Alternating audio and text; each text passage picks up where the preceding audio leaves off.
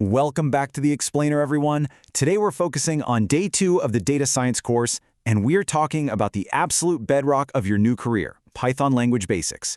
Honestly, think of Python not just as some abstract programming language, but literally as your physical workshop. It's the core toolkit you're going to need for building actual real-world data science projects. Because let's face it, if you want to actually do data science, you have to know your way around this workshop. But let me ask you a question right out of the gate here. How do you actually plan to conquer raw, unstructured data to land that dream data science job? I mean, reading tutorials is great and all, but employers, they don't hire you for the tutorials you've read. They hire you for the projects you can build and the messy data you can tame. You need a portfolio, and to build that portfolio, you absolutely need mastery over your tools.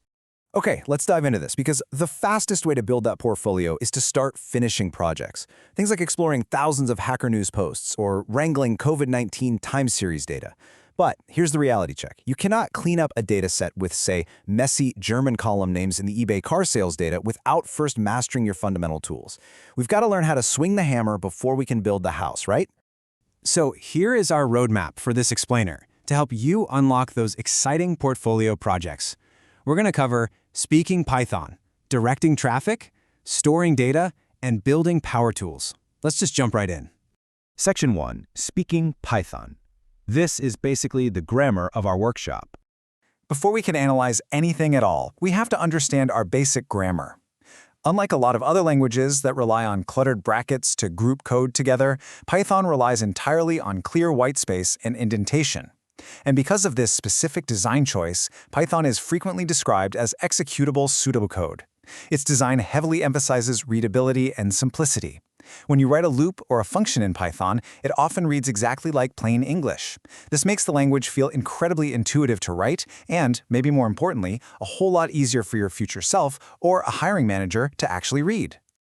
And this brilliantly illustrates one of the most vital rules in Python. Absolutely everything is an object. Imagine variables a and b. In a lot of other languages, assigning a to b would create a complete separate copy of the data. Well, not in Python. Here, variables are simply dynamic references. Actually, think of them as sticky notes attached to a specific box. Both a and b are just sticky notes pointing to the exact same list object. Understanding this little quirk right now is going to save you from massive headaches when you start manipulating really huge datasets later. Moving on to Section 2, directing traffic. This is all about control flow. Think of control flow as the instruction manual inside your toolkit, telling your program exactly when and where to move. A massive part of data science is doing the exact same thing to thousands of different data points, and that's where the iteration process comes in. Using for loops and while loops, combined with if, elif, and else statements, allows us to systematically process massive datasets. Imagine downloading that Hacker News dataset.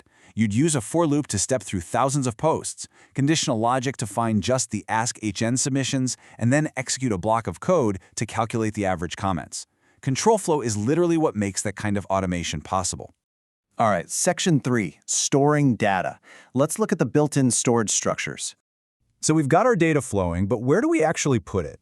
We use built-in data structures, basically the various storage bins in our workshop. Now, what's really interesting about this slide is the contrast here. On one side, we have tuples. Think of tuples as sealed, tamper-proof safes. Once you put data in a tuple, it is immutable. It cannot be changed, expanded, or modified. On the other side, we have lists. Lists are your flexible, expandable, moving boxes. They are mutable, meaning you can append new data, remove items, and change them completely in place. You're going to use lists constantly for sequences of data that need to grow or shrink over time. Next up, we have dictionaries, or just dicts for short. If a list is a moving box, a dictionary is a meticulously labeled filing cabinet. Dictionaries are flexibly sized collections of key-value pairs. So instead of looking up an item by its numerical position, you look it up by its name or its key. This makes them absolutely perfect for categorizing unstructured data and looking up specific values instantly without having to scan through an entire massive list. And finally, we have sets. I personally like to think of sets as exclusive VIP clubs, where absolutely no duplicates are getting past the bouncer. Sets are unordered collections of unique elements. If you have a massive survey dataset, like the Kaggle Data Science Survey, for example, and you want to rapidly filter out all the duplicate job titles to see just the unique ones, you just drop that data into a set. It mathematically strips out the duplicates in a fraction of the time it would take to write a custom loop. So the crucial point here is knowing how to visually distinguish these core structures, like using parentheses for tuples or square brackets for lists, and knowing when to choose the right one for the job. Honestly, memorizing these differences, that's half the battle in writing efficient, clean Python code for data analysis. Finally, Section 4, Building Power Tools. Let's talk about functions. Okay, so we have our data neatly stored and we know how to loop through it. But what if we have to clean a messy column 50 different times? We definitely don't want to type the same manual process over and over again. We need to build reusable power tools called functions. We use the def keyword to declare a standard reusable function, and we can feed it data using positional and keyword arguments. Let's move to and see how this builds, because Python also gives us this brilliant shortcut, lambda functions.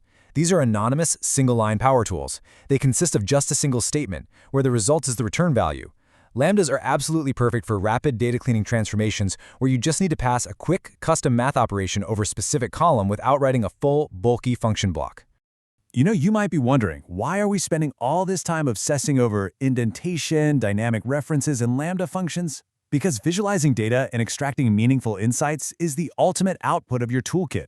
Mastering these foundational Python basics is exactly what empowers you to take messy, chaotic numbers and effortlessly transform them into clear, compelling visualizations like this one. But simply, you literally can't chart the data if you can't clean the data first. Well, your Python toolkit is officially stocked and ready to go.